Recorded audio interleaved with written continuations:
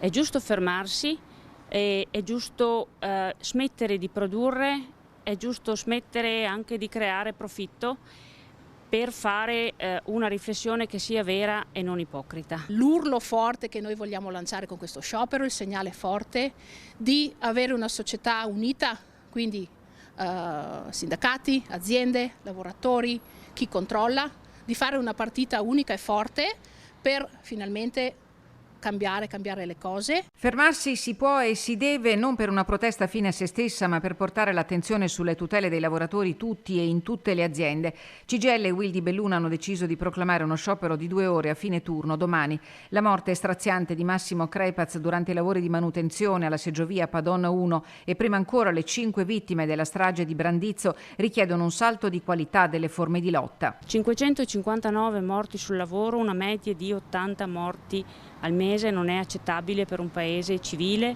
e non è accettabile per nessuno.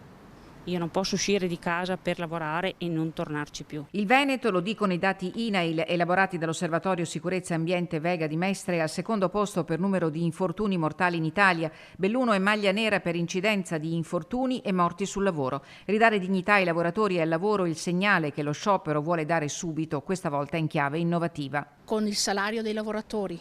E chiediamo anche alle aziende di devolvere il salario dei lavoratori che parteciperanno allo sciopero per creare un fondo per le vittime, per i familiari delle vittime sul lavoro. Con un pensiero alla prevenzione da concretizzare con un progetto nelle scuole con l'istituzione di una borsa di studio e l'attivazione del fondo Welfare Dolomiti. L'idea ha già incontrato la sensibilità di Confindustria Belluno Dolomiti. Restano sul tavolo i nodi cruciali da sciogliere per una vera cultura della sicurezza. Nuoce anche la mancanza di personale per chi deve fare i controlli sul territorio. Lo stesso Spisal ci dice che è in carenza di ispettori.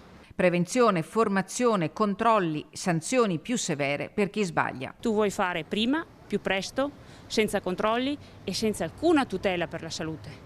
Quindi poi non ci si può indignare o commuovere o esserci tutte le volte che succede il fatto. Bisogna pensarci prima.